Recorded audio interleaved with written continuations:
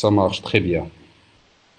Donc voilà, comme on a vu la dernière fois, on a dit que la déformation dictile ou bien la déformation continue ou bien la déformation plastique, c'est une déformation que se déroule en profondeur. Donc ça veut dire soit dans le niveau structural moyen ou bien le niveau structural inférieur. Parce qu'on a vu que dans le niveau structural moyen, donc il y a la formation des plis isopaques et dans le niveau structural inférieur, donc il y a la formation dans la partie supérieure donc des plis anisopaques et dans la partie inférieure du niveau structural inférieur, donc il y a la formation des plis semblables. Donc les plis semblables, donc je l'ai expliqué donc rapidement la dernière fois, mais ouais, dans ce chapitre, donc on va bien expliquer donc les plis semblables, parce qu'on a dit que les plis semblables, ce sont des plis anisopaques, mais ils ont donc des particularités géométriques. Donc on va regarder donc ces particularités géométriques dans ce chapitre. Ensuite, ensuite, voilà. Euh, voilà, donc on va définir donc la déformation continue ou bien la déformation dictile. Bien sûr, donc on a dit que la déformation dictile aussi donc donne des structures donc qui se forment par une contrainte compressive. Donc ça veut dire les structures de la déformation dictile ou bien plastique ou bien continue donc se forment par un régime compressif. Donc parmi ces structures, donc on a dit qu'il y a des plis. Donc on va regarder donc la classification aussi des plis. Donc il y a plusieurs critères pour classifier les plis. Parmi les structures de la déformation plastique aussi, donc il y a la schistosité et l'alignation. Donc il y a plusieurs types de schistosité de lignation. Donc on va définir donc les différents types de schistosité de lignation. Et il y a les mécanismes des plissements. Donc ça veut dire les mécanismes qui ont conduit à la formation des plis, parce qu'on a dit qu'il y a les plis isopaques, il y a les plis anisopaques, il y a les plis semblables, et chaque type de pli se forme par un mécanisme. Et bien sûr, donc il y a une dernière partie concernant la relation entre la schistosité et le plissement. On va regarder comment, parce que donc toujours, surtout dans le niveau structurel inférieur, donc on a vu qu'il y a donc une schistosité et une foliation. Donc ça veut dire que toujours la schistosité donc il est lié donc au plissement. Donc voilà donc tout ce qu'on va regarder dans ce chapitre. Donc tout d'abord on commence par définir donc qu'est-ce que la déformation dictile. Donc, ce sont les structures dictiles les plus spectaculaires. D'une manière très générale, un pli est une structure courbe issue d'une déformation dictile des roches sous l'effet d'une contrainte compressive, donc par flexion ou torsion. Le cas le plus simple est le pli de roches sédimentaires dont la structure et les marqueurs sont planaires avant la déformation. Donc, qu'est-ce que ça veut dire tout ça? Donc, on peut tirer donc de cette définition que les structures dictiles, donc les structures dictiles, donc on a dit qu'il y a les plis, il y a la schistosité, il y a l'alignation. Donc, ce sont les plis spectaculaires. Donc, ça veut dire sur le terrain. Donc ils sont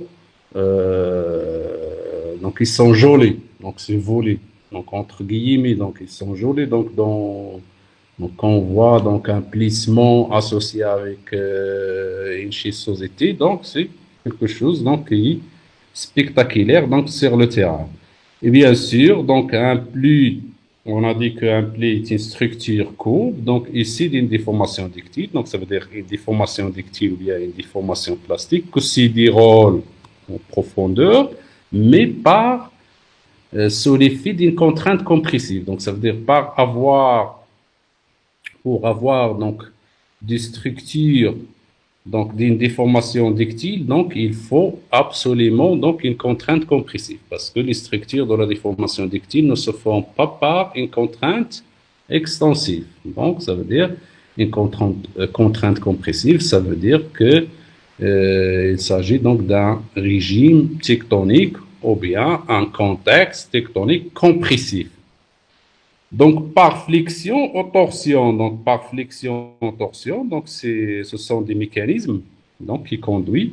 Donc, surtout, la flexion conduit donc, à la formation des plis isopaques. Et donc, on va regarder aussi donc, le mécanisme qui conduit à la formation des plis anisopaques. Donc, c'est l'aplatissement.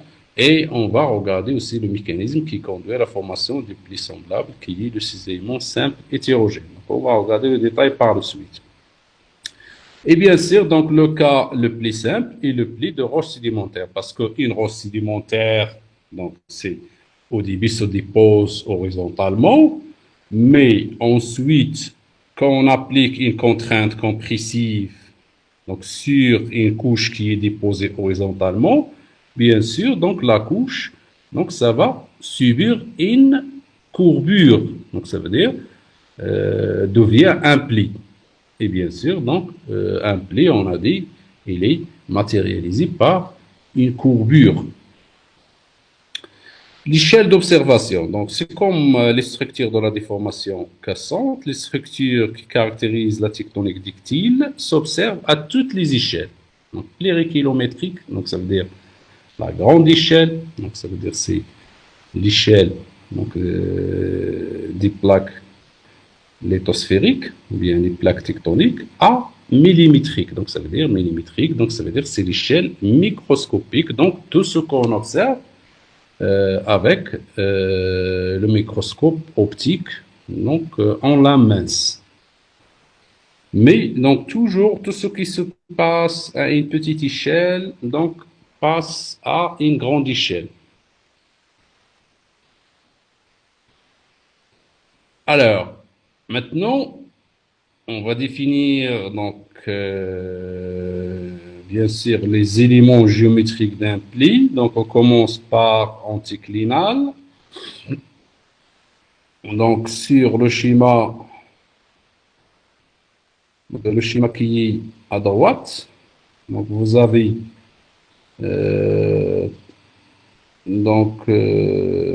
où il est marqué 1, donc ça c'est l'état initial, donc ça veut dire que vous avez 3 couches.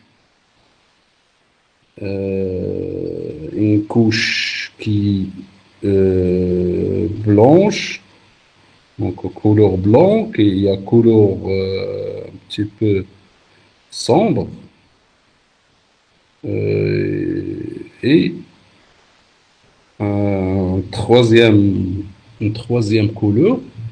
Donc ça veut dire que vous avez donc 3 couches. Donc les couches, ils sont déposées horizontalement. Donc ça veut dire que ça, ce sont les couches avant la déformation.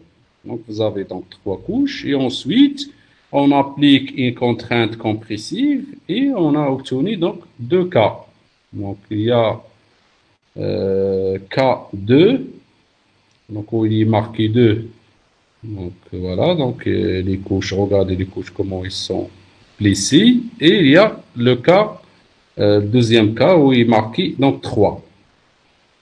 Alors, donc dans ce cas-là, donc on peut définir qu'est-ce que ça veut dire anticlinal et synclinal. Donc comment on distingue entre un anticlinal et un synclinal, donc des structures plissées. Alors, donc on appelle anticlinal un pli dans lequel le pendage, ou bien les plongements, ou bien l'inclinaison des couches divergent à partir de la charnière. Donc ça c'est le premier critère, le pendage qui est divergent à partir de la charnière. Et le centre de courbure se trouve dans les couches les plus anciennes.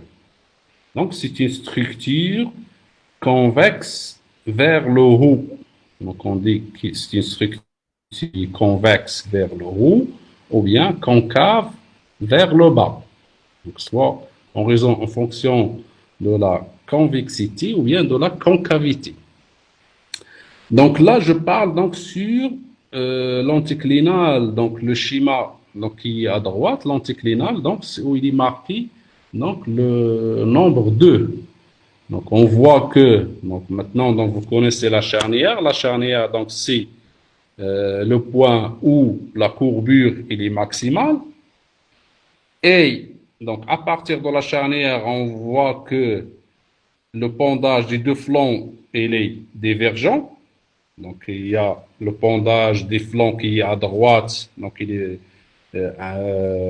penché vers la droite, et le pendage des flancs qui est à gauche, donc il est penché vers la gauche. Donc, ça veut dire que le pendage, il est divergent. Un pendage vient vers la droite et l'autre vers la gauche. Donc, c'est un pendage qui est divergent à partir de la charnière.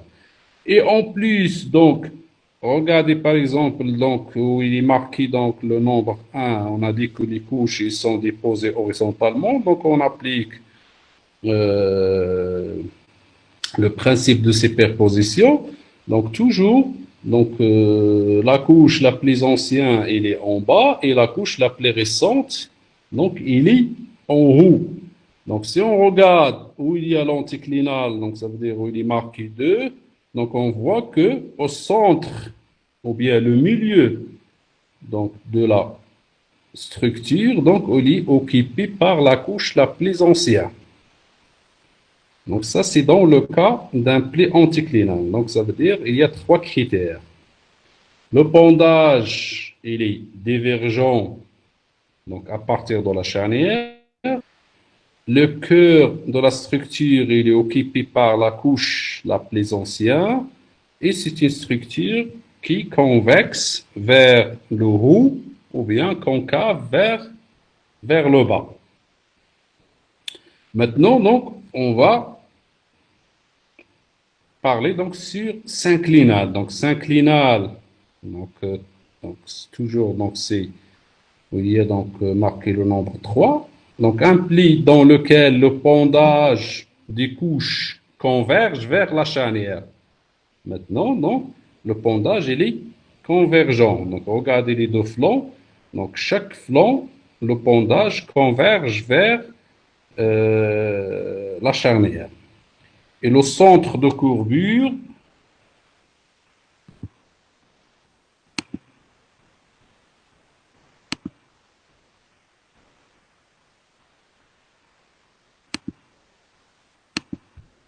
et le centre de courbure, donc il est occupé cette fois-ci par la couche la plus récente. Et bien sûr, donc c'est une structure qui concave vers le haut ou bien convexe vers le bas. Donc voilà, donc soit en raison, comme je dis, en fonction de la convexité ou bien de la concavité. Donc c'est une structure qui donc concave donc vers le bas. Donc voilà, donc c'est ça donc les trois critères donc avec lesquels on distingue entre un pli synclinal et un pli anticlinal. Dans un pli anticlinal, le pendage des deux flancs est divergent à partir de la charnière. Le cœur donc, de la structure il est occupé par la couche la plus ancienne. Et c'est une structure qui est convexe vers le bas.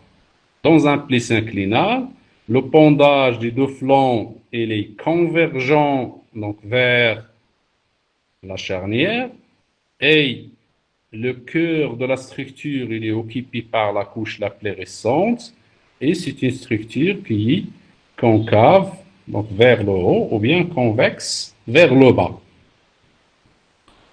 Donc, dans le cas où lorsqu'on ne sait pas la polarité, donc ça veut dire c'est l'âge relatif des couches, donc sur le premier exemple, donc on a regardé qu'il y a donc trois couches et on a vu où il y a donc la couche la plus récente et la couche la plus ancienne.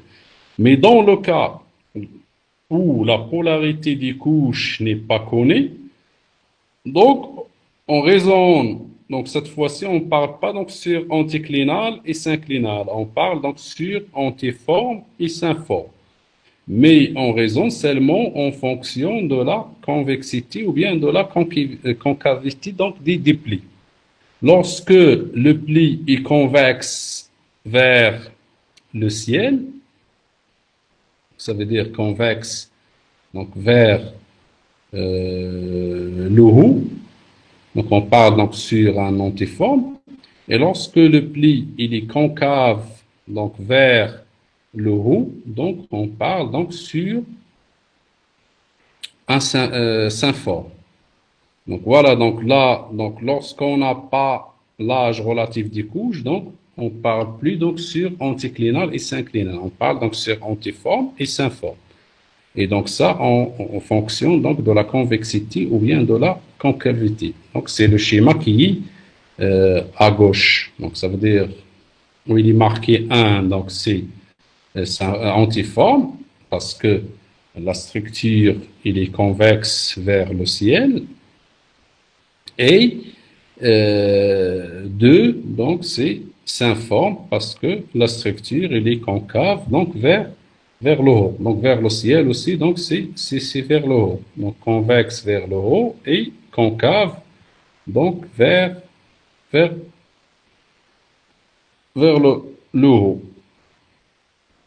Mais là, donc qu'est-ce que j'ai marqué donc sur la diapositive? Donc voilà, oui, donc c'est concave vers le haut et convexe vers le haut. Donc voilà. Donc voilà, donc vers le haut, donc c'est vers le ciel. Donc c'est vers le haut. Donc voilà, donc qu'est-ce qu'il faut retenir? Il faut retenir que on distingue entre un pli anticlinal et un pli synclinal, donc en fonction donc de trois critères. Donc le pondage des deux flancs, est-ce qu'il est divergent ou bien convergent?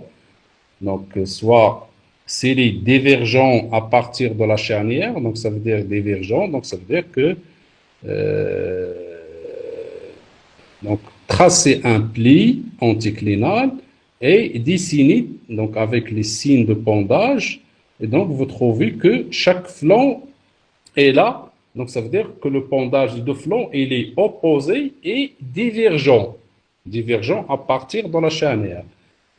Donc ça, c'est le premier critère. Le deuxième critère, donc le cœur de la structure, donc on trouve la structure la plus ancienne. Et le troisième critère, donc le pli, il est convexe vers le haut ou bien vers le ciel. Donc ça, c'est dans le cas d'un pli anticlinal. Dans le cas d'un pli synclinal, donc le pondage, donc, par exemple, donc, si on trace les signes de pondage, on va regarder que le pondage, il est toujours opposé, mais cette fois-ci, il est convergent. Il est convergent vers la charnière. Et le cœur de la structure, il est occupé par la couche la plus récente. Et aussi, donc, la structure, il est concave, donc, vers le haut. Mais, dans ce cas-là, donc, on connaît donc l'ordre stratigraphique des couches. Mais quand on n'a pas l'âge des couches, ou bien lorsqu'on ne connaît pas donc la polarité des couches, dans ce cas-là, donc on parle plus donc sur un pli anticlinal et un pli synclinal. On parle tout simplement sur antiforme et synforme. Et ça, c'est en fonction donc de la forme géométrique donc de la structure. Donc si par exemple la structure elle est convexe vers le haut ou bien vers le ciel, donc on parle donc sur antiforme. Et si la structure elle est concave donc vers le haut, donc on parle donc sur synforme. Donc voilà, donc ça, c'est un schéma donc, qui montre certains éléments géométriques donc, d'un pli. Donc en haut, donc, on observe un pli qui est anticlinal. Donc on voit que le cœur, donc il est occupé par la couche la plus ancienne. Et Dans ce cas-là, donc on voit très bien donc le plan axial des plis et l'axe. Donc parce que on a déjà donc parlé donc sur le plan axial et l'axe d'un pli. Donc regardez l'axe d'un pli parce que donc là donc la photo elle est en trois dimensions. Donc on voit très bien que il y a plusieurs points et donc ces points donc représentent la courbure maximale. Donc, ça veut dire que la charnière là, la charnière, elle est représentée par un ensemble de points. Donc, ce n'est pas par un seul point.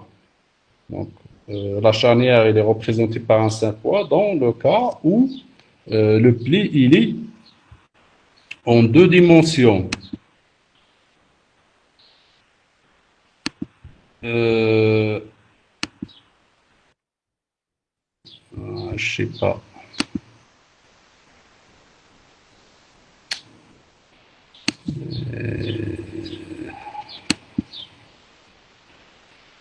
Donc voilà, donc là, donc on voit très bien que la charnière là, elle est représentée par plusieurs points et bien sûr, donc ces points, la droite ou bien la ligne qui passe par tous les points charnières donc des plis, donc on a appelé ça donc l'axe des plis.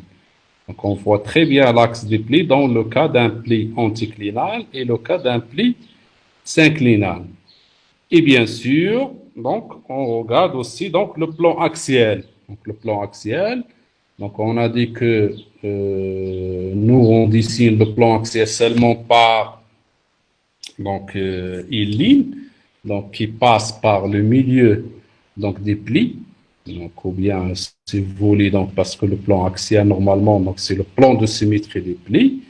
Mais là, le plan axial, il est représenté par un plan, donc en trois dimensions. Et bien sûr, donc le plan axial donc des plis contient l'axe. Donc si par exemple donc il y a donc trois surfaces ou bien quatre surfaces plissées donc d'une structure, donc dans ce cas-là, donc chaque surface plissée donc il a son axe et le plan axial il contient tous les axes donc de ces structures de ces surfaces plissées donc des plis. Et voilà, donc là, on voit très bien qu'il y a une succession donc d'un pli anticlinal, synclinal, anticlinal et synclinal. Donc toujours il y a donc cet ordre. Anticlinal, synclinal, anticlinal, synclinal, ainsi de suite. L'anticlinal, donc on voit très bien que voilà, old rock, donc ça veut dire c'est la couche la plus ancienne. Donc il est dans le cœur des plis anticlinales. Et dans le cœur des plis synclinales, donc c'est Young's rock, donc ça veut dire c'est la couche la plus récente.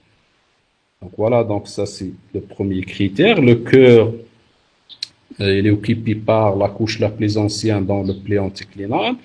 Et dans le pli synclinal, donc le cœur, il est occupé par la couche la plus récente. Regardez par exemple dans le pli anticlinal, donc le pendage, il est divergent à partir de la charnière. Et dans le pli synclinal, le pendage, il est convergent donc vers la charnière. Et le troisième critère, donc on a dit, dans le pli anticlinal, donc il est convexe vers le haut, et le pli synclinal, donc il est concave, donc vers le haut. Donc on va parler maintenant donc sur deux éléments géométriques aussi donc d'un pli qui s'appellent extrado et intrado. Donc on ne prononce pas le S à la fin, on ne dit pas extrados et intrados. Voilà, donc ça se lit intrado et extrado, donc des plis. Donc là, donc, on distingue entre extrado et intrado. Donc, ça veut dire c'est en fonction donc de des plissements. Donc, ça veut dire tout simplement la partie plissée qui se trouve à l'extérieur des plis donc, s'appelle extrado. Et la partie plissée qui se trouve à l'intérieur des plis donc s'appelle intrado. Donc, c'est pour cela J. Donc, ils sont marqués donc, sur le schéma. Donc, ça veut dire c'est l'extérieur, la partie plissée qui se trouve à l'extérieur des plis, donc c'est ce qu'on appelle l'extrado, et la partie qui se trouve à l'intérieur, donc c'est l'intrado. Donc, par rapport à la courbure, on distingue l'intrado et l'extrado des plis. L'extrado, donc, c'est la partie plissée des plissés à l'extérieur de la courbure, et l'intrado, donc, c'est la partie plissée des plissés à l'intérieur de la courbure.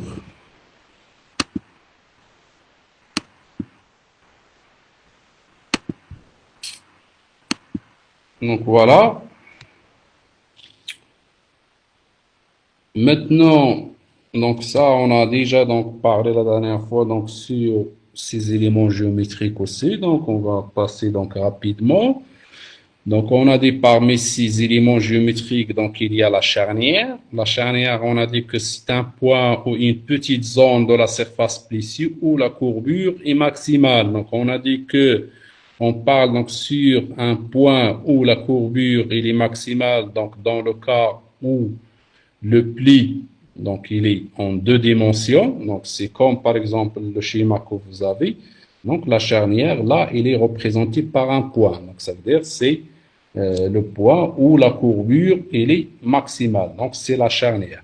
Et là, donc, j'ai marqué charnière anticlinale et charnière donc synclinale. Donc, ça veut dire qu'il manque un E à anticlinale et synclinale parce qu'on dit une charnière. C'est féminin.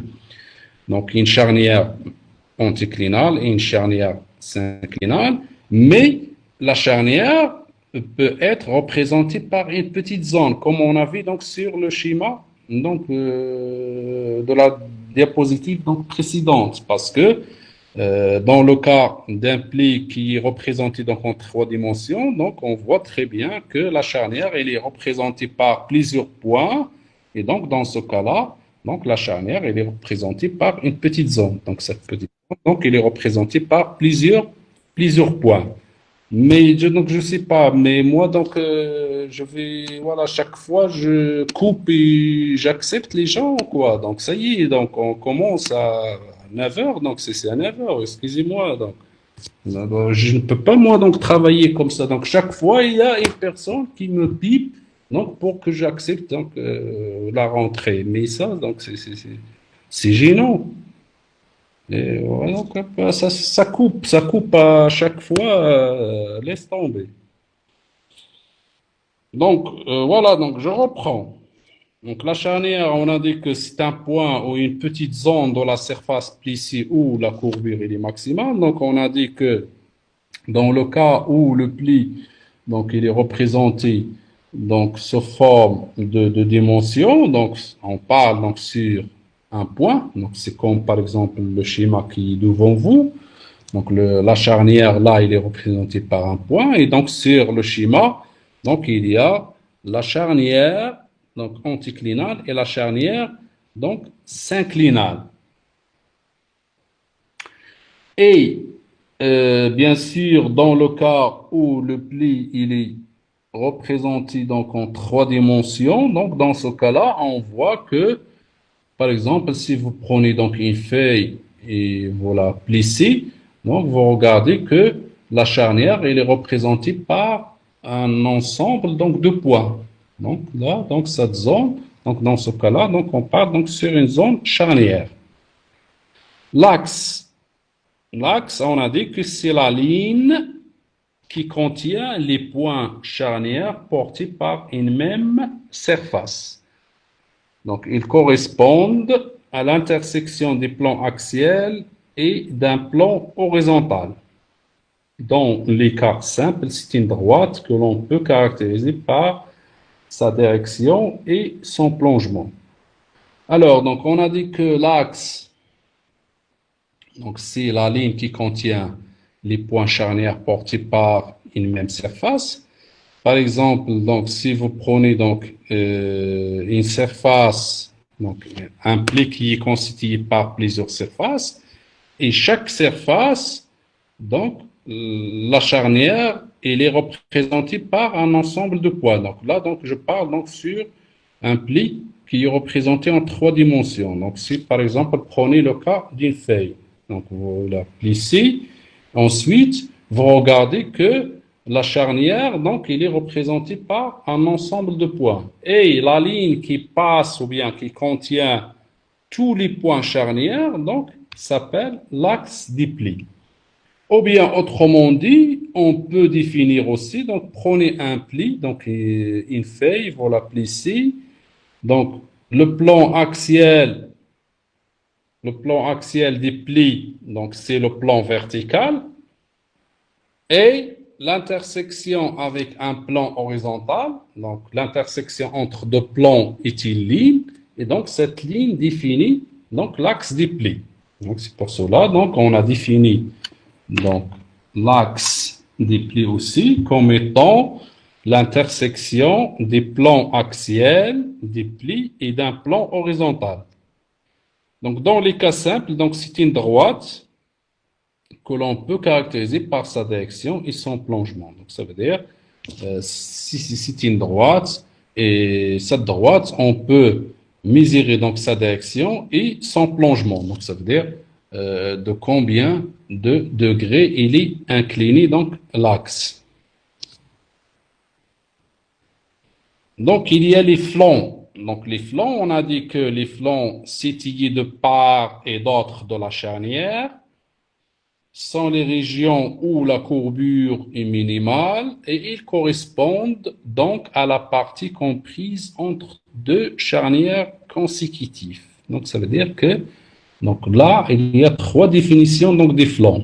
Donc la première, les flancs sont situés de part et d'autre donc de la charnière. Donc il y a la charnière. Et la surface qui est à droite de la charnière s'appelle flanc et la surface qui est à gauche de la charnière s'appelle aussi l'autre flanc. Donc ça veut dire les surfaces situées de part et d'autre donc de la charnière, ils s'appellent donc les flancs. La deuxième définition, ce sont les régions où la courbure est minimale. Donc on a dit que la charnière, donc c'est le point ou la région où la courbure est maximale, mais les flancs, ce sont les régions où la courbure est minimale. Et bien sûr, on peut définir aussi donc les flancs comme étant la partie comprise entre deux charnières consécutives. Donc, si on prend par exemple, si je reviens donc à ce schéma-là, donc regardez la charnière anticlinale et vous avez donc la charnière synclinale. Donc la surface qui existe entre ces deux charnières consécutives, il s'appelle flanc. Et ainsi de suite. Donc si je continue, je trace un autre anticlinal. Donc bien sûr, donc j'aurai une autre charnière anticlinale avec la charnière synclinale. Donc c'est la surface qui existe entre ces deux charnières consécutives s'appelle aussi donc flanc. Donc, il y a la ligne ou le point d'inflexion. Donc, voilà, donc la ligne, j'ai marqué la ligne ou le point d'inflexion. Donc, ça veut dire que le point d'inflexion, donc on définit donc tout d'abord le point d'inflexion, correspond au passage entre antiforme et synforme. Donc, ça veut dire que le point d'inflexion ou la ligne d'inflexion, donc c'est correspond au passage. Donc, ça veut dire correspond au point ou à la surface où le pli donc se prépare de passer d'un pli anticlinal à un pli synclinal. Et donc, ce point-là, ou bien surface, parce qu'on a dit que le point, on a dit que cette inflexion, ça doit être représenté soit par un point ou bien par une ligne, une surface. Donc, ça veut dire c'est le point ou bien la surface où le pli donc se transforme d'un pli anticlinal à un pli synclinal. Et pour déterminer donc la ligne ou bien le point d'inflexion, il faut juste tracer donc la tangente. Donc, il faut tracer la tangente donc, sur le flanc. Et donc, cette tangente, il va se couper avec le flanc donc, sur un point ou bien sur une surface. Donc, ça veut dire un ensemble de points. Et donc, cette surface ou bien ce point où la tangente recoupe le flanc, on appelle soit un point d'inflexion ou bien une ligne d'inflexion. Et donc, cet point ou bien cette ligne d'inflexion donc, indique le passage d'un pli anticlinal à un pli synclinal. Il y a aussi donc le creux et la crête. Donc, le creux est le lieu d'altitude minimum donc des plis et la crête est le lieu d'altitude maximum. Donc, ça veut dire donc là, ce sont des voilà donc la crête donc c'est toujours le qimma. Donc, ça veut dire c'est où il y a donc l'altitude la plus haute. Par exemple, vous avez donc des couches sédimentaires, une succession des couches. Par exemple, une succession donc de 4 couches. Donc, toujours la crête se trouve en haut. Donc, ça veut dire c'est où l'altitude est plus haute. Donc, ça veut dire automatiquement la crête se trouve dans la couche la plus récente. Et le creux, bien sûr, donc c'est l'altitude minimum. Donc, ça veut dire c'est donc ça va se trouver dans la couche la plus ancienne. Donc, c'est pour cela, lorsque les couches sont affectées par une déformation plastique, donc toujours on trouve donc la crête dans le pli anticlinal, donc parce que euh, dans le pli anticlinal, donc on a dit que toujours donc la couche la plus récente, donc il est en haut, parce que le centre, donc c'est le corps, il est occupé par la couche la plus ancienne. Et bien sûr, dans un pli synclinal, donc on trouve le creux. Donc ça veut dire c'est la région où l'altitude il est minimum. Donc ces deux zones ne coïncident pas forcément avec les charnières parce que normalement la charnière donc il est voilà donc on a dit que la charnière il est liée donc à la courbure donc ça veut dire au plissement mais le creux et la crête ils sont liés à l'altitude donc ça veut dire c'est l'altitude donc des couches à l'état initial. Donc ça veut dire quand les couches ils sont déposées horizontalement. Ça veut dire que le lieu où l'altitude il est maximum donc c'est la crête et le lieu où l'altitude il est minimum donc c'est le creux. Mais la charnière donc il est lié donc à la courbure. Donc ça veut dire où la courbure il est maximale. Donc ça veut dire donc c'est pour cela donc la crête et le creux ne se coïncident pas forcément avec les charnières. Donc il y a la surface axiale au plan axial. Donc on a dit que c'est le plan qui passe par tous les points ou le milieu des charnières de toutes les couches des plis. Donc, il contient tous les axes portés par l'ensemble des couches plissées. C'est un plan qu'on ne peut caractériser par sa direction et son pendage. Donc, on a dit que le plan axial, donc c'est un plan donc, qui passe par tous les points. Par exemple, là, on a un pli qui est constitué par 4 surfaces. Donc, 4 surfaces, donc ça veut dire 4 couches, ou bien 4 couches. Donc, chaque couche, donc, est là un point charnière. Donc, ça veut dire que le plan axial, donc, il va passer absolument donc, par les 4 points charnières donc, de 4 surfaces plissées. Donc, ça, c'est le premier caractéristique, ou bien la première caractéristique. La deuxième, donc, Le plan axial, donc par exemple, donc on a dit que le pli il est constitué par quatre surfaces plissées ou bien quatre couches plissées et chaque couche donc il a donc un axe. Et donc le plan axial il contient tous les axes, donc ça veut dire les quatre axes donc de quatre surfaces plissées.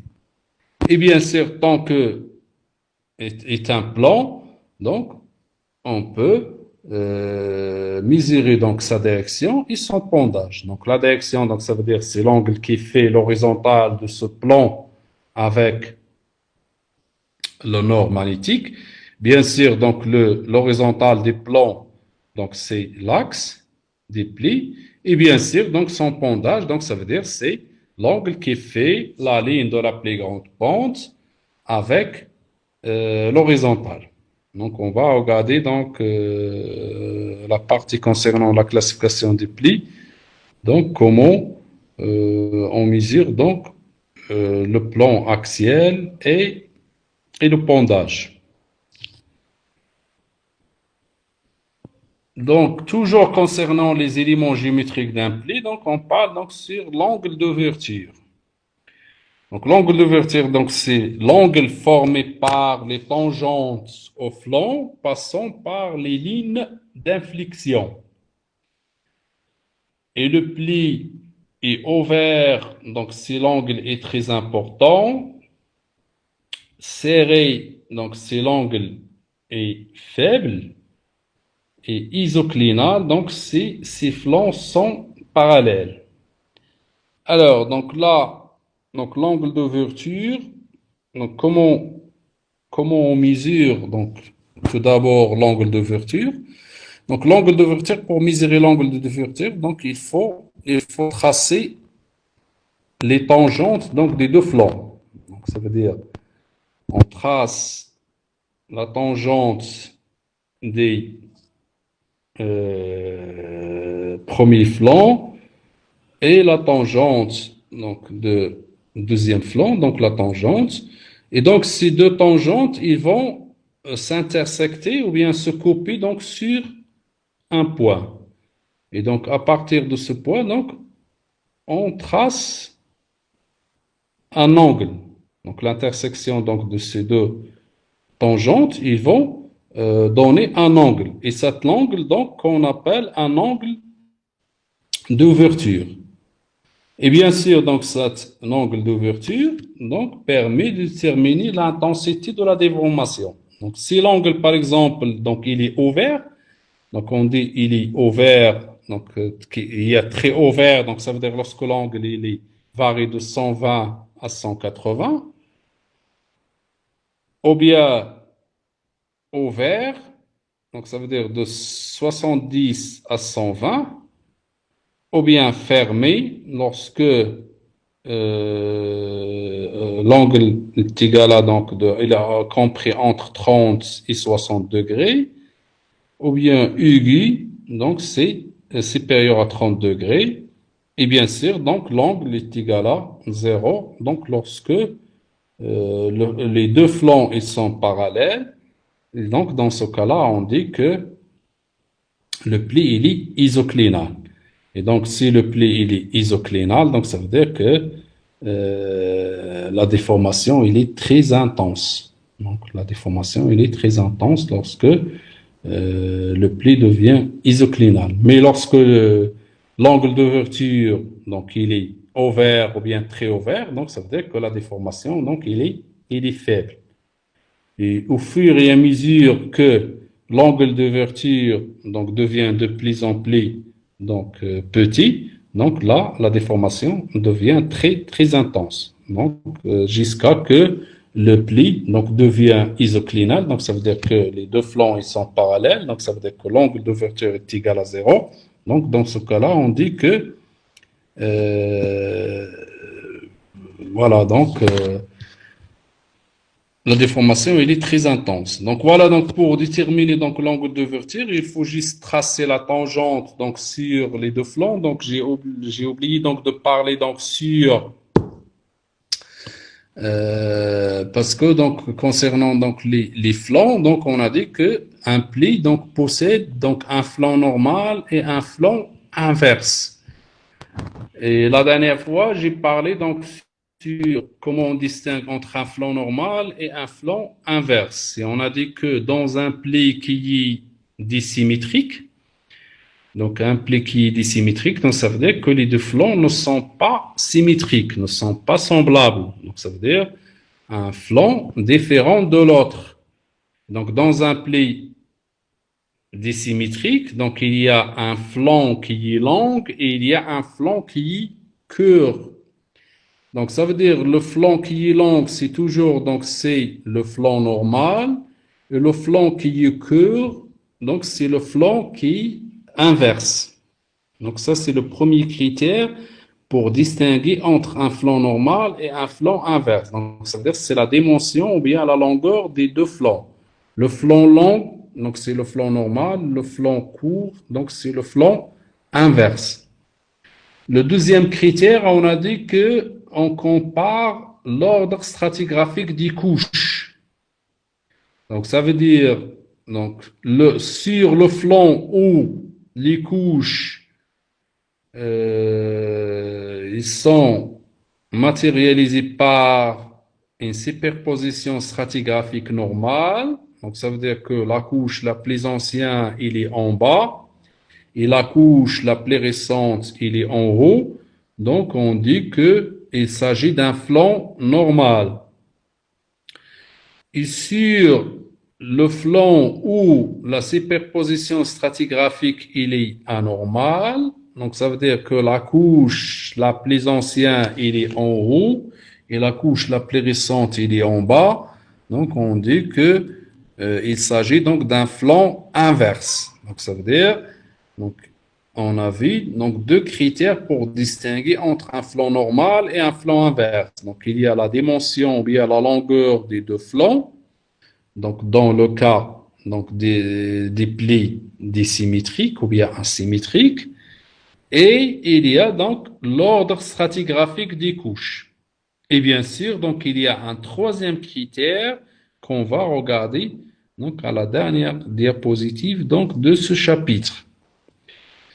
Donc, dans ce cas-là, donc pour déterminer l'angle d'ouverture, il faut juste tracer la tangente sur le flanc normal et la tangente sur le flanc inverse. Bien sûr, les deux tangentes, ils vont se recouper donc en point et comme ça, on détermine donc un angle. Donc, ça veut dire que ces deux tangentes, donc ils vont déterminer un angle. Et en fonction donc de la valeur de l'angle, donc on dit soit le pli il est ouvert, ou bien très ouvert, ou bien serré, donc ça veut dire faible, l'ouverture est faible, ou bien isoclinal. Donc isoclinal, donc lorsque l'angle d'ouverture est égal à 0. Donc ça veut dire que les deux flancs ils sont donc parallèles. Et bien sûr, à partir donc, de l'angle d'ouverture, on peut déterminer l'intensité de la déformation. Voilà, donc je reviens là donc à la remarque. Donc dans le cas des plis dissymétriques, là donc j'insiste. Donc pli dissymétrique. Donc ce n'est pas pli symétrique, dissymétrique. Donc par exemple pli déversé ou bien pli couché. Donc on va définir par la suite un pli déversé, un pli couché, mais voilà, les plis déversés et les plis couchés, donc ce sont des plis dissymétriques qui présentent un flanc normal et un flanc inverse, ayant le même sens d'épandage. Donc ça veut dire, donc là, donc c'est un critère très important. Donc les plis déversés et les plis couchés, ils ont donc un flanc normal et un flanc inverse qui ont le même sens de pendage. Donc ça veut dire ayant le même sens donc, de pendage. Donc ça veut dire que les flancs n'ont pas un pendage opposé, mais le même sens de pendage. Alors maintenant, on appelle flanc normal au flanc long. Donc la partie des plis constituée des couches en position stratigraphique normale. Donc voilà. Donc là, en même temps, donc je parle donc sur les deux critères que j'ai parlé donc tout à l'heure. Donc, on a dit qu'on appelle flanc normal ou, entre parenthèses, flanc long. Donc là, donc le flanc long, donc c'est la dimension, en fonction de la dimension ou bien de la longueur. Donc le flanc long, donc c'est le flanc normal. Et le deuxième critère, la partie des plis constituée des couches en position stratigraphique normale. Et on appelle flanc inverse ou flanc court, donc l'autre partie des plis formée des couches en position stratigraphique inverse ou renversée. Ça veut dire que la couche la plus ancienne, il est en haut, et la couche la plus récente, il est en bas. Donc voilà, donc pour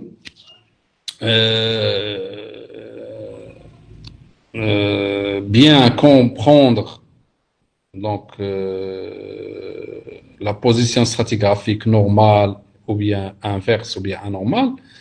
Donc il faut juste tracer donc un pli donc qui est constitué d'un pli anticlinal et synclinal, mais à condition que par exemple prenez un pli déversé ou bien un pli couché.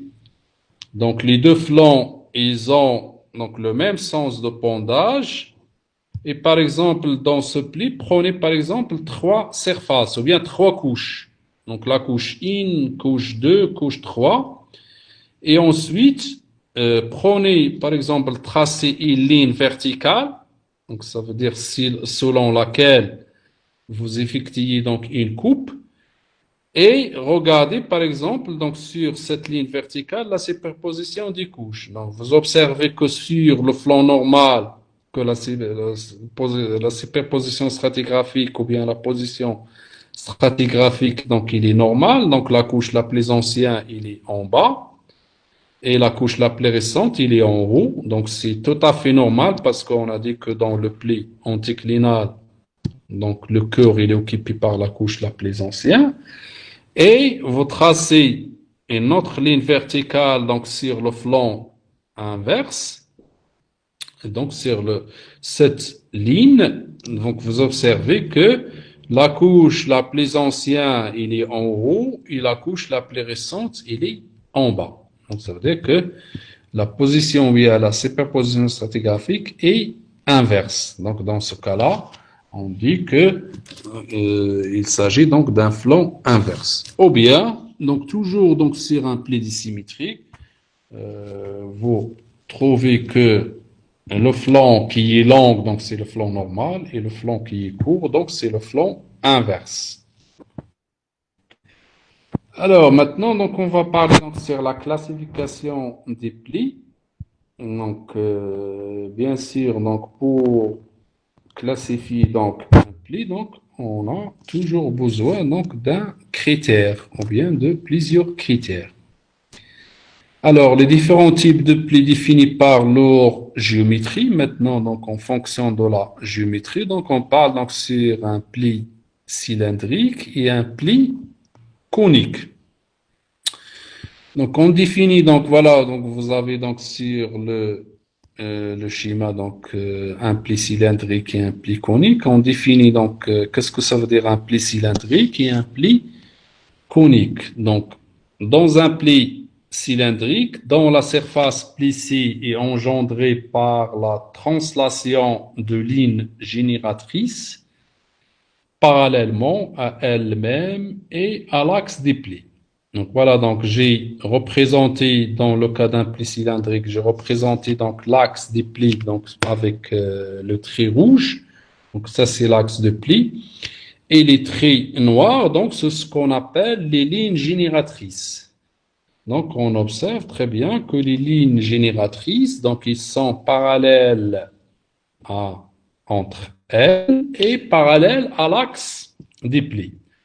Donc ça c'est les caractéristiques d'un pli cylindrique. Donc les caractéristiques, donc c'est les lignes génératrices, donc sont parallèles entre elles et parallèles à l'axe des plis.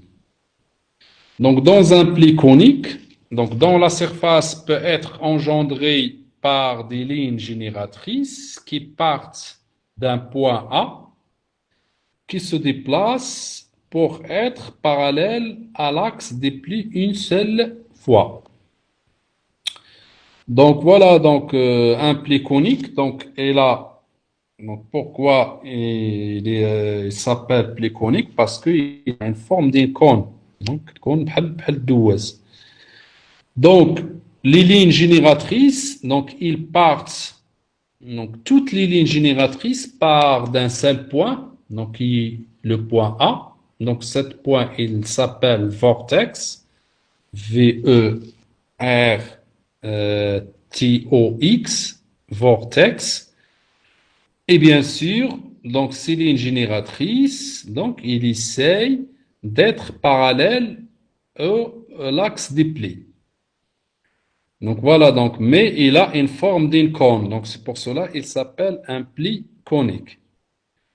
Mais les lignes génératrices, donc ils partent toutes donc, des mêmes points qui s'appellent le vortex. Donc voilà, donc ça c'est en fonction de la géométrie, donc on distingue entre un pli cylindrique et un pli conique.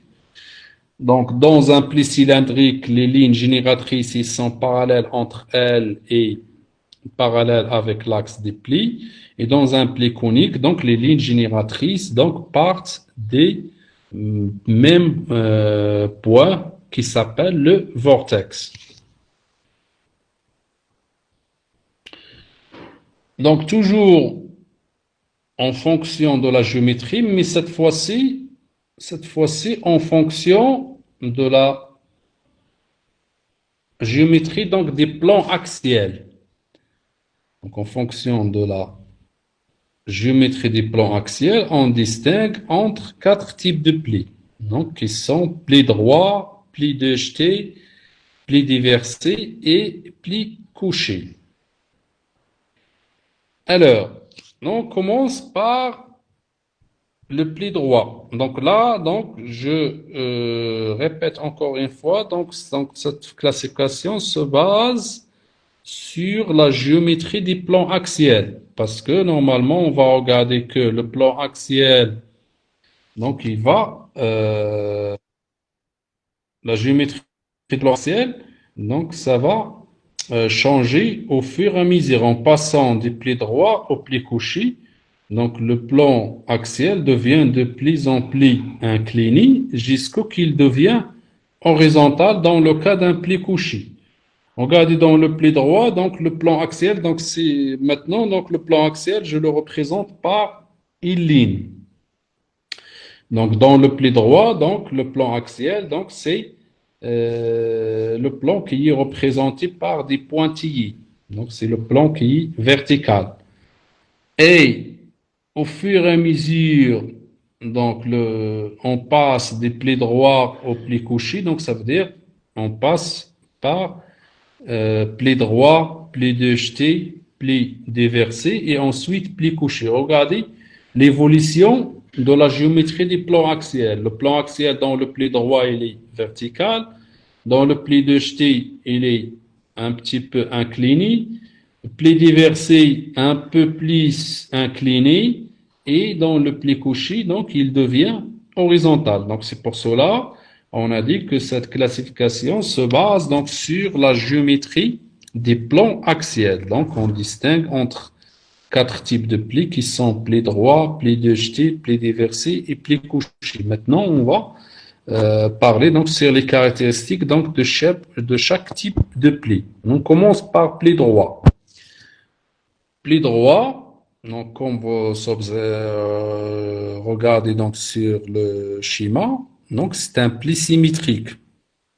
Donc quand on dit symétrique, donc ça veut dire le pli il est symétrique par rapport au plan axial. Donc on voit que le flanc droit il est symétrique par rapport au flanc gauche, donc ou bien flanc normal et flanc inverse.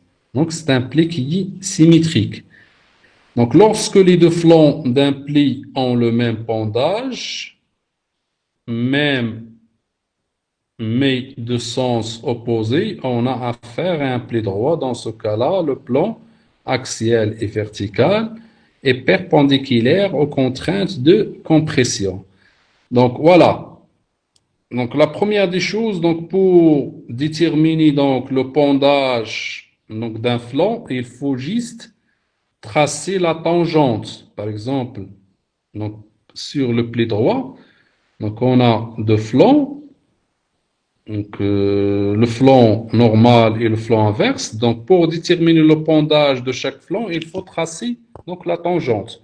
Donc ça veut dire on trace la tangente donc sur le flanc normal et cette tangente, l'angle qui fait la tangente avec l'horizontale, et je trace une ligne horizontale qui passe par le point charnière, et l'angle qui fait la ligne horizontale, donc qui passe par le point charnière, avec la tangente sur le flanc, donc définit donc un angle. Et donc là, c'est l'angle de pondage des flancs. Donc sur l'autre flanc, donc c'est la même chose, on trace la tangente, et l'angle qui fait la tangente avec l'horizontale qui passe par le point charnière, donc définit donc un autre angle. Et donc, bien sûr, donc dans le cas d'un pli droit, donc les deux angles donc sont égaux, hein, parce que le pli il est symétrique. Donc voilà, donc le pondage est le même, donc c'est pour cela qu'on a dit que le pondage il est le même, donc ça veut dire qu'il y a un même angle de pondage, mais de sens opposé. Donc de sens opposé, donc c'est normal. Pourquoi? Parce qu'on voit que le pondage il est divergent, donc ça veut dire le pondage des flancs qui est à droite, le pondage il est vers la droite, et le flanc qui est à gauche, le pondage, il est vers à gauche. Donc, ça veut dire que c'est un pondage divergent. Donc, ça veut dire opposé. Et le plan axial, ou bien la surface axiale, donc, il est vertical. Donc, s'il est vertical, dans ce cas-là, donc, le pondage, dans ce cas-là, est égal à 90. Donc, voilà. Donc, le plan, il est vertical. Et l'angle qui fait la ligne de la plus grande pente avec l'horizontale. Donc, la ligne de la plus grande pente, elle est verticale avec l'horizontale. Donc, c'est de 90. Et bien sûr, la contrainte compressive sigma 1, elle est toujours perpendiculaire au plan axial. Donc voilà, donc c'est ça donc les caractéristiques donc d'un pli droit. Et bien sûr, donc ce pli droit, donc c'est un pli isopaque. Donc on voit très bien que l'épaisseur donc reste constante donc au niveau de la charnière et au niveau des flancs donc des plis. Donc c'est un pli isopaque. Maintenant, on passe au pli de jeté. Donc au pli de jeté, donc c'est un pli dissymétrique. Regardez, le plan axial, il est légèrement incliné. Donc, ça veut dire que on peut mesurer donc l'angle donc du plan axial. Donc, il faut juste tracer une horizontale et l'angle qui fait l'horizontale avec le plan axial. Donc, c'est l'angle du plan axial. Donc, c'est à peu près de 75 degrés Celsius. Regardez maintenant le pondage. Donc, cette fois-ci, le pondage, il n'est pas le même parce que les deux flancs, ils sont dissymétriques. Donc, il y a le flanc long qui est à gauche, donc c'est le flanc normal, et le flanc qui est à droite, donc c'est le flanc court, donc ça veut dire que c'est le flanc inverse. Donc, si on trace, par exemple, on commence par le flanc normal, si on trace une tangente, et l'angle qui fait la tangente avec l'horizontale définit, par exemple, un angle alpha, et l'angle qui fait la tangente au flanc inverse avec l'horizontale, donc c'est un angle bêta.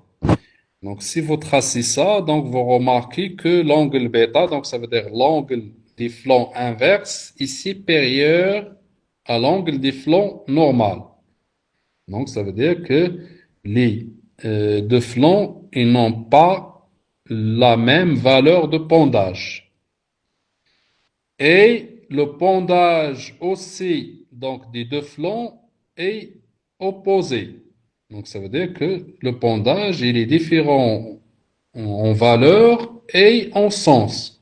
Donc ça veut dire qu'ils n'ont pas la même valeur de pendage et ils ont un pendage opposé. Et bien sûr, on a dit que le plan axial devient un petit peu incliné. Donc, ça veut dire il est incliné avec un angle de 75 à peu près. Donc, voilà, donc c'est un pli qui est dissymétrique. Maintenant, on passe au pli déversé. Donc là, un petit peu le plan incliné, il devient un petit peu, le plan axial, il devient un petit peu incliné.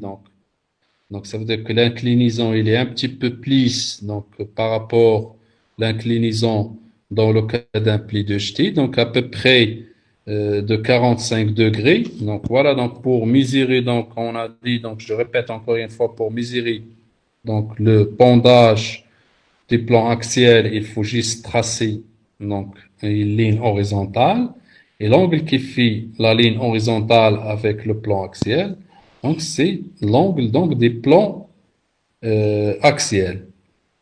Donc le plan axial il est un petit peu incliné. Regardez maintenant le pendage des plans axiaux et de deux flancs. Donc, ça veut dire le flanc, toujours le flanc qui est à gauche, donc c'est le flanc long, donc c'est le flanc normal. Et le flanc qui est à gauche, à droite plutôt, donc c'est le flanc court, donc c'est le flanc inverse. Regardez donc, les deux flancs, ils ont donc le même sens de pendage. Donc, ça veut dire que les deux flancs, ils sont inclinés vers la gauche. Donc, ça veut dire ils ont le même sens de pendage et même le pendage des plans axiaux. Donc, ça veut dire les trois, le plan axial et les deux flancs, ils ont donc le même sens de pendage. Mais les deux flancs, ils ont donc une valeur différente. Donc, je répète encore une fois, il faut tracer la tangente au flanc normal et la ligne tangente, l'angle qui fait la ligne tangente avec l'horizontale, donc c'est l'angle des flancs normal, et l'angle qui fait la tangente au flanc inverse avec l'horizontale, donc c'est l'angle des flancs inverses. Et on voit très bien que l'angle des flancs inverses, donc il est à peu près donc de 90, donc ça veut dire que c'est toujours l'angle des flancs inverses est supérieur à l'angle des flancs normal. Là, donc, je reviens encore une fois. Là, donc, vous avez donc trois couches. Donc, vous avez donc trois couches. Donc, là, par exemple, donc, c'est un pli qui, parce que tout à l'heure, on a dit que pour déterminer le flanc normal et le flanc inverse dans le cas d'un pli dissymétrique et on a donné donc l'exemple d'un pli déversé et d'un pli couché. Donc, si on prend donc ce pli déversé, donc par exemple le flanc qui est à gauche, donc on a dit que c'est le flanc long, donc c'est un flanc normal. Donc, tracer une ligne verticale et donc sur cette ligne verticale, donc on voit très bien que la couche la plus ancienne, donc il est en bas et la couche la plus récente, donc il est en haut. Vous avez donc trois couches. Maintenant, tracer une ligne verticale donc sur l'autre flanc, donc ça veut dire le flanc qui est à droite. Donc sur cette ligne verticale, vous regardez que la couche qui est en haut, donc c'est la couche la plus ancienne, la couche où il y a des traits. Donc il était la couche la plus ancienne sur le flanc normal, mais il est devenu donc la couche qui est en haut dans le cas d'un flanc inverse. Et la couche la plus récente qui était en haut dans le cas d'un flanc normal, il est devenu donc en bas dans le cas d'un flanc inverse. Donc c'est pour cela on a dit que la position stratigraphique est normale donc sur le flanc normal et il est inverse donc sur le flanc inverse. Donc voilà donc les caractéristiques donc des plis déversés. Donc le plan axial, il a un pendage, il est incliné, il a un pendage à peu près de 45 degrés Celsius. Donc les deux flancs, ils ont donc le même sens de pendage, mais de valeurs différentes. Là, le pendage des flancs inverses est supérieur au pendage des flancs normal. Et bien sûr, donc c'est un pli qui est dissymétrique. Maintenant, donc, le pli couché. Le pli couché, donc, on a le plan axial, donc, il est horizontal. Donc, il est horizontal, donc, ça veut dire, dans ce cas-là, donc, le pendage du plan, des plis couchés, donc, le pendage du plan axial, il est égal à 0. Et donc, on a vu que le passage d'un pli droit où le pendage du plan axial est égal à 90, donc jusqu'à le pli couché. Donc, de pli en pli, le pendage devient de pli en pli donc faible, donc jusqu'au qu'il devient nul. Ça veut dire est égal à 0 dans le cas d'un pli couché. Donc voilà donc de la même chose. Donc par exemple, donc qu'est-ce qu'on voit? On voit, mais ça c'est un pli couché, mais qui n'est pas dissymétrique. Parce que tout à l'heure, on a dit que dans le cas des plis dissymétriques, on a donné donc l'exemple des plis diversiés et l'exemple des plis couchés. Donc, parce qu'un pli couché peut être symétrique comme il peut être dissymétrique. Par exemple, donc sur ce schéma qu'on a, donc c'est un pli couché mais qui est symétrique. On voit très bien que les deux flancs ils sont symétriques par rapport au plan axial qui est horizontal. Donc là, dans le cas d'un pli couché, donc on a dit que le pendage donc des deux flancs, donc ils ont donc le même sens de pendage et donc dans ce cas-là, donc on parle pas donc sur le sens de pendage parce que normalement donc le pendage dans ce cas-là, regardez comment ils sont donc les flancs. Donc si on trace les deux tangentes, donc les flancs ils sont horizontales. Les deux flancs ils sont horizontales. Donc ça veut dire si on trace la tangente, donc sur les deux flancs, donc sont les tangentes ils sont horizontales. Donc ça veut dire que le pendage est égal à 0. Donc dans ce cas-là, on ne parle pas donc sur le sens, mais comment on distingue entre un flanc normal et un flanc inverse? Donc tout simplement, donc voilà, donc si vous regardez donc le flanc qui est en haut, donc là c'est pour position stratigraphique, il est normal. La couche, la plaie ancien, il est en bas et la couche, la plaie récente, il est en haut. Et sur l'autre flanc, donc là, c'est position stratigraphique, donc il est inverse. Donc ça veut dire la couche la plus ancienne, il est en haut, et la couche la plus récente, il est en bas. Mais donc le plan axial, donc il est horizontal, donc ça veut dire que son pendage est égal à 0. Donc voilà, donc c'est ça les quatre types, mais on peut trouver donc un pli couché qui est dissymétrique. Donc s'il est dissymétrique, donc ça veut dire que donc sur un flanc le pendage est égal à 0, mais sur l'autre flanc, donc le pendage est égal à pas 0. Donc il est différent de 0, il est à peu près égal à 10, donc jusqu'à 15 degrés. Donc voilà, donc en fonction donc de la géométrie du plan axial, on distingue entre quatre types de plis. Donc il s'agit donc d'un pli droit, pli de jeté, pli déversé et pli couché. Et donc le plan axial devient de plus en plus incliné, donc jusqu'au qu'il devient horizontal dans le cas d'un pli couché. Et donc ces quatre types de plis, donc ce sont des plis isopaques. Donc ça veut dire que ce sont des plis qui gardent la même épaisseur au niveau de la charnière et au niveau des flancs.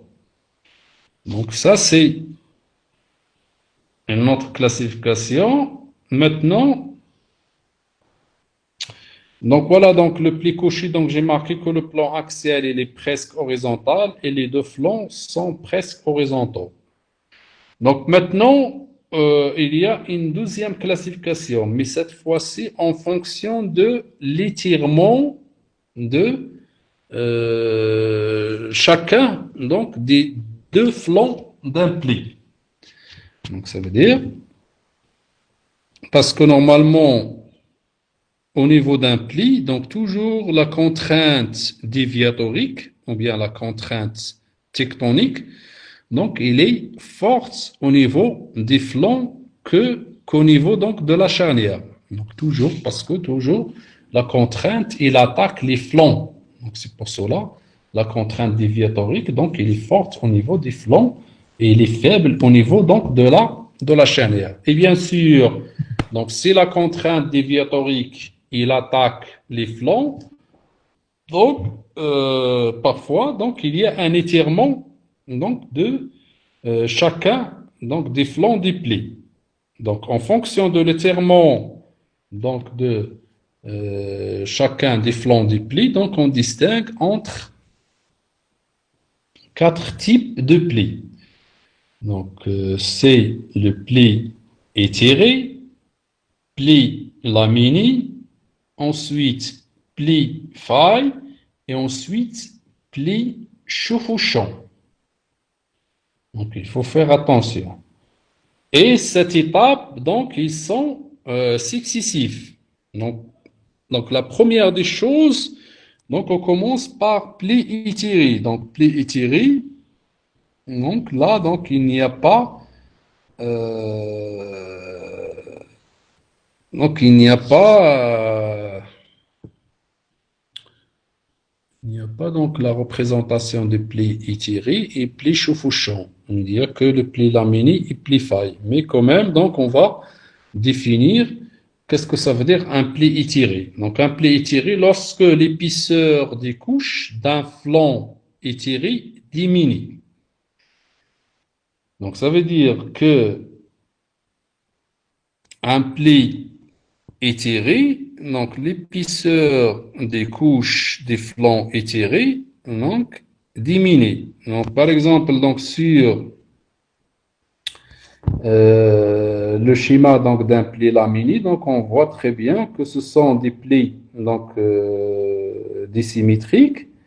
Donc ça veut dire que le flanc qui est étiré, donc c'est le flanc inverse. Bien sûr, lorsque le flanc il est étiré, donc ça veut dire que son épaisseur il est diminué. Donc ça veut dire que là, parce qu'ensuite on a dit qu'on va passer donc à une structure pli-faille. Donc ça veut dire que le pli, donc ce sont des zones de faiblesse. Donc lorsque le flanc il est étiré, donc bien sûr, donc son épaisseur donc va diminuer. Et l'étape qui vient par la suite, donc c'est le pli laminé. Donc le pli laminé, donc au fur et à mesure que le raccourcissement augmente, donc la partie, ou bien sur la partie où l'épaisseur il est diminué, donc ça veut dire dans le pli étiré, donc le pondage, donc il devient nul. Devient nul, donc ça veut dire que, donc ça y est, l'épaisseur est égale à 0. Donc ça veut dire que ça y est, donc le flanc, il est prêt d'être rompu, donc ou bien cassé. Donc voilà, donc la première étape, donc c'est un pli étiré, donc ça veut dire que l'épaisseur des couches d'un flanc étiré diminue. Et l'étape suivante, donc c'est l'étape d'un pli laminé, donc lorsque l'épaisseur des couches d'un flanc étiré devient nul, donc ça veut dire, donc ça y est, donc le pondage devient nul. Et bien sûr, donc la troisième étape, bien sûr, donc lorsque l'épaisseur devient nul, donc ça veut dire qu'il est prête pour être rompée ou bien cassée. Et on obtient donc ce qu'on appelle une structure pli-faille.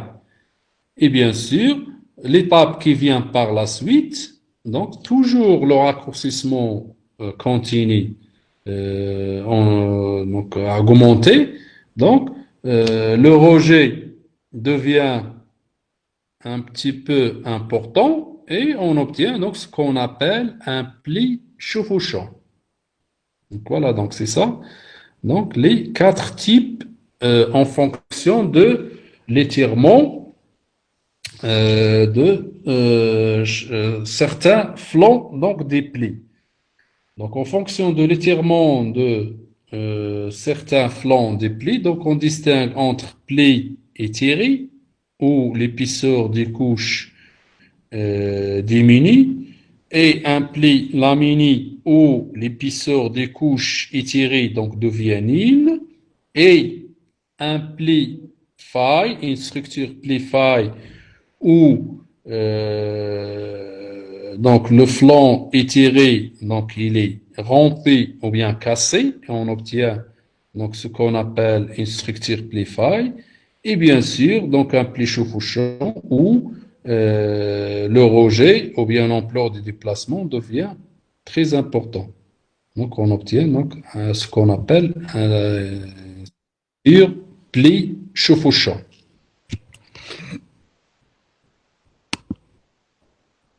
Donc ensuite,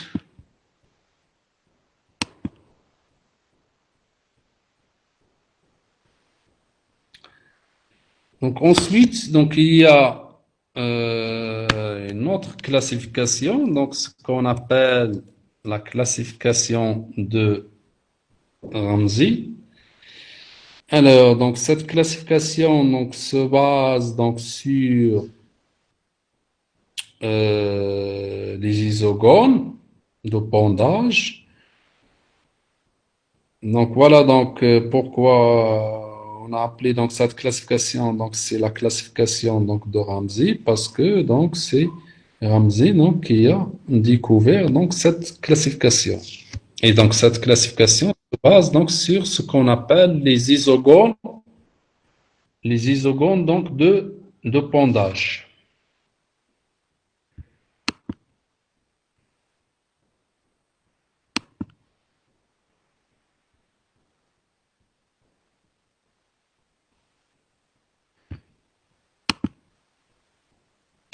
Les isogones de pondage.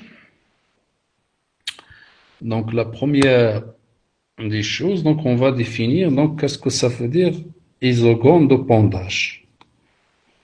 Donc les isogones donc sont les lieux à valeur de pondage identique. Donc ça veut dire isopondage. Donc sur les différentes couches plissées. Donc de façon plus générale, on peut tracer les isogones d'un pli en reliant les points qui ont le même pondage, donc sur les surfaces supérieures et inférieures des couches, et on peut alors classifier les plis en trois classes et des sous-classes, donc selon que les isogones donc sont convergentes, parallèles ou divergentes. Donc qu'est-ce que ça veut dire? Donc ça veut dire que les isogones, on a dit que les isogones donc, sont les lieux à valeur de pondage identique. Donc, ça veut dire si je prends par exemple donc, deux points, donc là,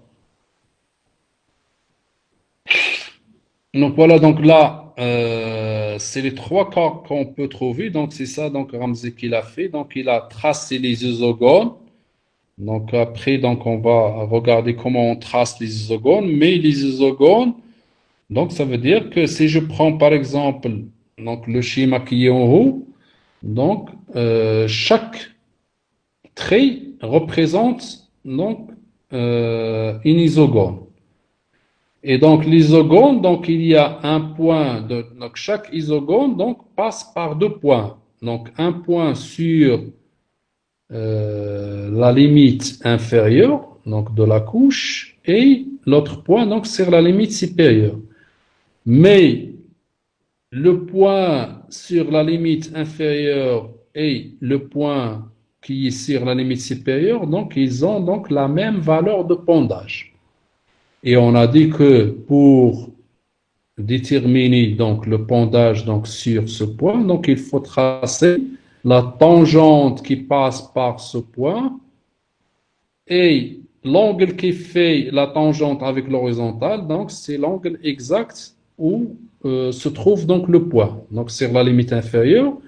Et donc c'est la même chose, tracer la tangente qui passe par la, le point donc sur la limite supérieure et l'angle qui fait donc la tangente avec l'horizontale, donc ce sera la même ou bien le même angle que sur la limite inférieure. Donc c'est pour cela on a appelé ça isogone. Donc ça veut dire isogone. Donc on a dit que ce sont les lieux où le pendage est le même. Donc isopendage. Donc, donc ça veut dire que donc toutes les isogones qui sont tracées, donc ils passent par deux points. Donc un point sur la limite inférieure et un point sur la limite supérieure. Et les deux points, ils ont donc la même valeur de pendage. Et bien sûr, donc, Ramzi, donc, il a fait ça. Donc, il a fait ça, donc il a varié le pendage donc, de 0 donc, jusqu'à 90. Et ensuite, il a obtenu donc, les isogones. Et en fonction de la disposition géométrique des isogones, donc il a classifié donc les plis. Donc il a trouvé qu'il y a donc trois situations possibles. Donc ces trois situations, donc soit les isogones, donc ils sont divergentes. Regardez, donc là, par exemple le pli, le premier cas qui est en roue. Donc, les isogones, ils sont divergentes, mais à quel lieu? Donc là, donc c'est pour cela on a défini au début donc des cours l'extrado et l'intrado. Donc on a dit que les isogones, ils sont divergentes à l'extrado, mais ils sont convergentes à l'intrado. Donc ça veut dire donc c'est la même chose. Donc si je dis les isogones, ils sont divergentes à l'extrado, automatiquement, ils doivent être convergentes à l'intrado. Ou bien, voilà, donc ils sont divergentes à l'anticlinal. Ça veut dire, soit je dis que les isogones, ils sont divergentes donc à l'anticlinal, donc ça veut dire vers le haut, dans les anticlinaux, ou bien à l'extrado. Mais par contre, ils sont convergentes à l'intrado. Dans ce cas-là, quand je trouve donc cette disposition géométrique des isogones, on dit que les plis, ce sont des plis isopaques. La deuxième situation, les isogones, ils sont parallèles. Donc, lorsque les isogones ils sont parallèles, donc on dit que il s'agit donc des plis semblables. Donc, on a dit que les plis semblables sont des plis anisopaques qui se caractérisent par certaines particularités géométriques. Donc, on va définir par la suite. Mais maintenant, donc, il faut juste savoir que lorsque les isogones ils sont parallèles, donc il s'agit donc des plis semblables. La troisième situation, lorsque les isogones ils sont convergentes à l'extrado ou bien vers le haut dans les anticlinaux, ou bien ils sont divergentes à l'intrado. Donc dans ce cas-là, on parle donc sur des plis anisopaques. Donc voilà, donc c'est ça les trois situations qui a trouvé donc Ramzi. Donc par la suite, on va regarder donc le détail. Mais voilà, donc c'est ça les trois situations. Soit les isogones, ils sont parallèles, donc ça veut dire c'est le cas des plis semblables, convergentes à l'extrado ou bien vers le haut dans les anticlinaux, donc c'est le cas des plis anisopaques, ou bien divergentes à l'extrado ou bien vers le haut dans les anticlinaux, donc ça veut dire qu'il s'agit donc des plis isopaques. Maintenant, là, on va regarder donc, comment on trace les isogones. Donc, tout d'abord, comment on trace les isogones. On a dit que donc, pour tracer une isogone, donc il faut juste, par exemple, donc là, donc sur le schéma A qui est à gauche, Donc, c'est la méthode donc, pour tracer les isogones. Donc, on a dit que donc, c'est une surface plissée donc, qui a une limite supérieure. Donc, ça veut dire la limite qui est en haut et la limite qui est en bas. Donc, c'est la limite inférieure. Donc, on choisit par exemple deux points. Donc, un point A et un point P. Donc, le point A, donc, sur la limite supérieure et le point P, donc, sur la limite inférieure. Ensuite, je trace la tangente donc, qui passe par le point A, donc sur la limite supérieure, et on a appelé ça donc, tangente alpha A. Et donc, bien sûr, donc l'angle qui fait la tangente avec l'horizontale que je l'ai tracé en pointillé, donc c'est l'angle alpha. Et donc, c'est de la même façon, j'ai tracé la tangente donc sur la limite inférieure qui passe par le point P. Et l'angle qui fait la tangente avec l'horizontale, donc c'est un angle alpha. Donc, ça veut dire que alpha, donc c'est le même angle. Donc, ça veut dire que sur le point A et le point P, donc il y a une même valeur de pondage. Donc, on a appelé ça donc isogone parce on dit que isogone, donc ce sont les lieux où le pondage est le même.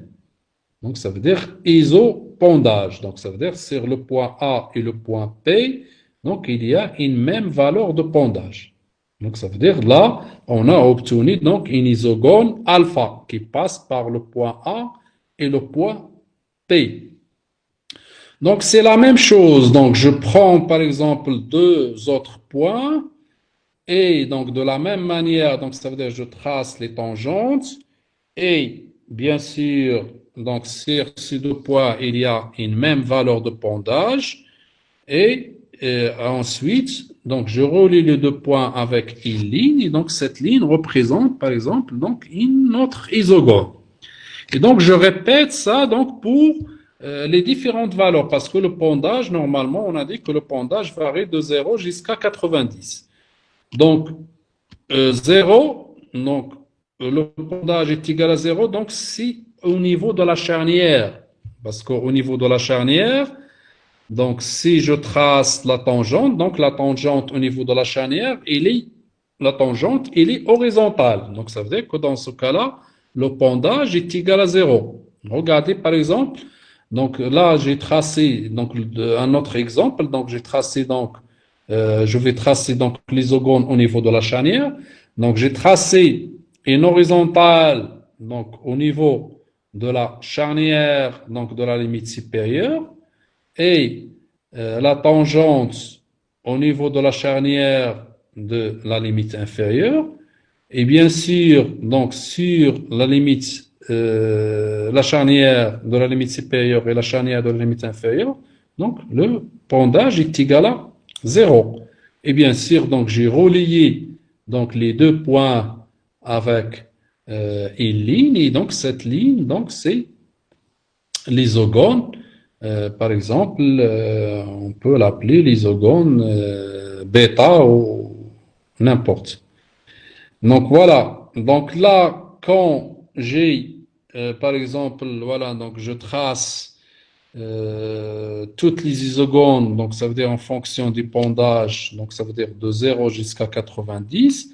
Donc je vais obtenir donc plusieurs isogones. Et la disposition géométrique de ces isogones donc me permet de distinguer donc ces donc trois classes et il y a des classes, il y a deux sous-classes. Donc, il y a donc trois classes. Donc, ça veut dire c'est la classe in.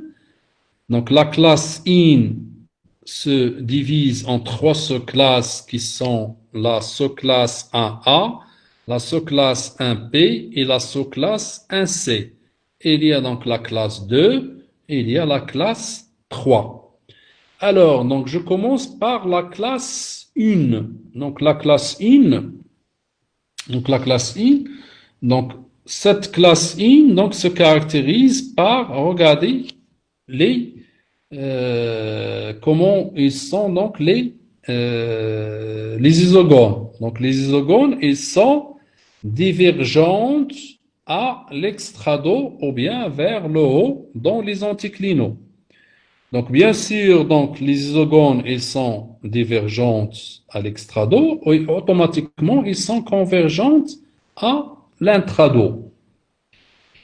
Alors, donc là, et on regarde que la densité donc, des isogones donc, varie. Donc, il est forte donc, au niveau de la sous-classe 1A et les moyens dans la sous-classe 1P et la densité des isogones, elle est faible donc dans la sous-classe 1C. Et ensuite, il y a un diagramme. Donc, il y a un diagramme donc, qui représente la relation algébrique entre T' alpha, T alpha et T0. Donc, T alpha, donc si je reviens au schéma A, donc T alpha, donc c'est l'isogones, mais au niveau des flancs. Et T0, donc c'est l'isogones, mais au niveau de la charnière. Et bien sûr, donc sur ce diagramme, on a représenté donc le rapport entre l'isogones au niveau des flancs et l'isogones au niveau de la charnière. Donc ça veut dire ce rapport, donc c'est T alpha. Donc ça veut dire c'est l'isogones au niveau des flancs, donc sur T0, l'isogones au niveau de la charnière. Et on a représenté sur ce diagramme donc ce rapport qui est type prime alpha en fonction de alpha. Donc ça veut dire la valeur du pondage qui varie donc de 0 jusqu'à 90. Et bien sûr donc le rapport type prime alpha qui est T alpha l'isogone au niveau du flanc donc sur l'isogone au niveau de la charnière donc qui varie de 0 jusqu'à 1,5. Et ensuite en fonction de ce rapport, donc on a représenté donc les trois sous-classes et les deux classes donc qu'on a trouvées. Alors donc si je reviens donc à la classe 1A, donc on a dit que donc sur la sous-classe 1A et la sous-classe 1P et la sous-classe 1C, donc c'est la classe in. Donc, les isogones sont divergentes au niveau de l'extrado, mais parmi ces trois sous-classes, donc il y a des plis isopaques et des plis anisopaques. Et il y a aussi donc la dimension entre les isogones au niveau de la charnière et la dimension donc des isogones au niveau des flancs. Maintenant, si je prends la sous-classe 1A, donc la sous-classe 1A se trouve dans un champ où le rapport il est supérieur à 1. Si le rapport il est supérieur à 1, qu'est-ce que ça veut dire?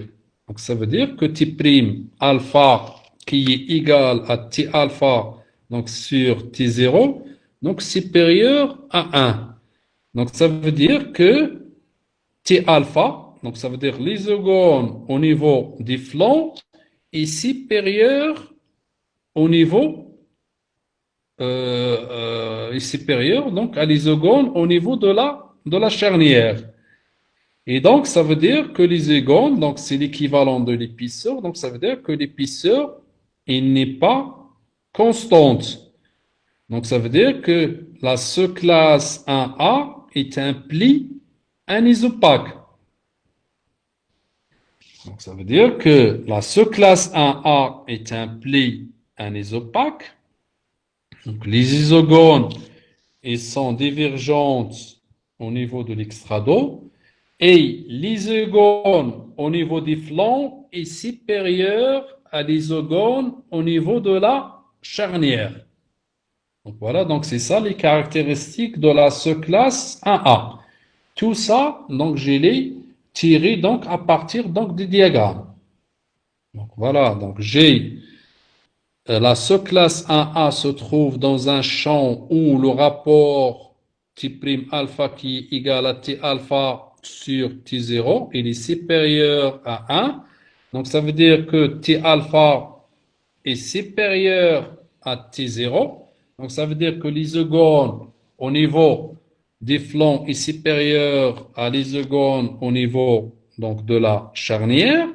Donc, autrement dit que l'épaisseur au niveau donc, des flancs est supérieure à l'épaisseur au niveau donc, de la charnière. Donc, il s'agit bien donc d'un pli qui est anisopaque. Maintenant, la sous-classe 1P. La sous-classe 1P donc, se trouve dans le domaine où le rapport est égal à 1. Qu'est-ce que ça veut dire ça? Donc, ça veut dire que T' alpha qui est égal à T alpha sur T0 est égal à 1. Donc, ça veut dire que T alpha est égal à T0. Donc, ça veut dire l'isogone au niveau des flancs est égal à l'isogone au niveau de la charnière. Donc, ça veut dire, autrement dit, que l'épaisseur est la même. Donc, ça veut dire que si l'épaisseur est la même, donc ça veut dire que cette sous-classe 1P est un pli isopaque. Donc, la sous-classe 1P est un pli isopaque. Maintenant, la sous-classe 1C. La sous-classe 1C se trouve dans un domaine où le rapport T' alpha, qui est égal T alpha sur T0, inférieur à 1. Qu'est-ce que ça veut dire? Ça veut dire que T' alpha est inférieur à T0. Donc, ça veut dire que l'isogone au niveau des flancs est inférieur à l'isogone au niveau de la charnière. Donc, ça veut dire que l'épaisseur au niveau de la charnière est supérieure à l'épaisseur au niveau du flanc. Donc, c'est un pli, la sous-classe 1C est un pli anisopaque, mais la seule différence entre la sous-classe 1C et la sous-classe 1A, que c'est l'épaisseur au niveau des flancs et au niveau de la charnière. Donc, la sous-classe 1A, on a dit que l'épaisseur au niveau des flancs est supérieure à l'épaisseur au niveau de la charnière. Et dans la sous-classe 1C, donc c'est le contraire. Donc ça veut dire que c'est l'épaisseur au niveau de la charnière est supérieure à l'épaisseur au niveau des flancs. Et ce sont les deux sous-classes, ce sont des plis anisopaques. Mais la classe 1P, on a dit que l'épaisseur est constante, donc ça veut dire que c'est un pli isopaque. Donc, il y a un autre critère aussi concernant donc, une mention donc, de la rayon de courbure. Donc, le rayon de courbure, donc, ça veut dire c'est la courbure, donc c'est l'arc. C'est l'arc qu'on observe à l'extrado et à l'intrado. Donc, si vous regardez très bien donc la sous-classe 1A, on observe très bien que le rayon de courbure, donc ça veut dire c'est la courbure au niveau de l'extrado, est supérieur au rayon de courbure à l'intrado. Donc regardez à l'intérieur des plis, la courbure, donc il est petite, mais la courbure il est grande. Donc c'est pour cela on dit que le rayon de courbure au niveau de l'extrado est supérieur au rayon de courbure au niveau de l'intrado. Donc, c'est la même chose donc, pour la sous-classe 1P. Donc, le rayon de courbure à l'extrado est supérieur au rayon de courbure à l'intrado. Et donc, c'est la même chose donc, dans la sous-classe 1C. Donc là, ou bien en général, donc la classe I donc, se caractérise par un rayon de courbure à l'extrado supérieur au rayon de courbure à l'intrado. Maintenant, on passe à la classe 2. Donc la classe 2, donc on a dit que les isogones ils sont parallèles. Donc dans ce cas-là, donc on parle donc sur un pli semblable. Donc maintenant on passe donc à la classe 3. Donc la classe 3, donc on a les isogones, ils sont convergentes à l'extrado. Donc ils sont convergentes à l'extrado. Et regardez donc la classe 3 se trouve dans un domaine où le rapport il est inférieur à 1. Donc, ça veut dire que T alpha, il est inférieur à T0. Donc, ça veut dire que l'isogone au niveau au niveau des flancs est inférieur donc à l'isogone au niveau donc de la charnière. Donc, on voit très bien. Donc, ça, c'est le schéma. Donc, ça veut dire que l'épaisseur au niveau de la charnière est supérieure à l'épaisseur au niveau donc des flancs. Donc, ça veut dire, donc c'est un pli anisopaque, mais ce pli anisopaque, donc, il est différent donc par rapport les deux sous-classes donc qui donnent des plis anisopaques. Donc, ça veut dire la sous-classe 1A et la sous-classe 1C. Donc, la différence donc, concernant donc, les isogones, parce qu'on a dit que au niveau donc voilà, donc la seule différence donc c'est concernant le rayon de courbure. Donc les rayons de courbure, parce que la sous-classe 1A et la sous-classe 1C qui sont des plis anisopaques, mais on a dit que la première différence, donc, c'est au niveau donc, de la disposition géométrique des isogones, parce que les isogones ils sont divergentes à l'extrado, mais dans la classe 3, les isogones sont convergentes à l'extrado. Et la deuxième différence concernant donc le rayon de courbure, parce qu'on a dit que le rayon de courbure dans la sous-classe 1A et la sous-classe 1C, donc le rayon de courbure à l'extrado est supérieur au rayon de courbure à l'intrado. Mais dans la classe 3, le rayon de courbure à l'intrado est supérieur au rayon de courbure donc à l'extrado. Donc voilà, donc c'est ça la classification donc de Ramsey. Donc ça c'est le détail, mais normalement donc en général donc il y a trois situations. Donc soit les isogones ils sont divergentes à l'extrado, donc on est dans le cas des plis isopaques. Soit les isogones ils sont parallèles, donc on est dans le cas des plis semblables. Donc, soit les isogones donc, sont convergentes à l'extrado, donc c'est le cas donc, des plis anisopaques. Donc, voilà donc là donc, les définitions, donc tout ce qu'on a dit. Donc, il y a donc les plis de classe in, ce sont des plis divergents donc sur l'extrado, donc ça veut dire que les isogones sont divergentes à l'extrado. Les rayons de courbure de l'intrado sont plus petits que ceux de l'extrado. Donc, ça veut dire, on a dit que le rayon de courbure à l'extrado est supérieur au rayon de courbure à l'extrado. Et cette classe se subdivise en trois sous-classes. La sous-classe 1A, la sous-classe 1P et la sous-classe 1C.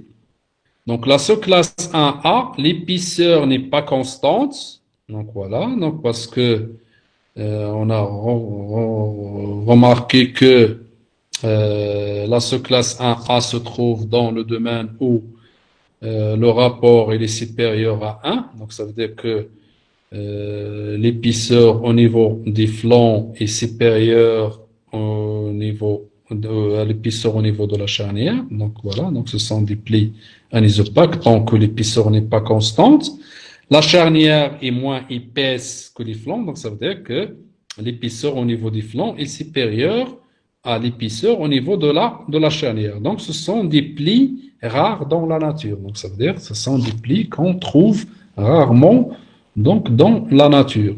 Donc la sous-classe 1P, l'épaisseur de la couche est constante parce que le rapport, le pli se trouve dans le domaine où le rapport est égal à 1. Donc ça veut dire que il y a donc la même épaisseur au niveau de la charnière, au niveau du flanc. Donc ça veut dire que l'épaisseur de la couche est constante. Pli isopaque ou concentrique. Donc on va regarder par la suite qu'est-ce que ça veut dire pli concentrique.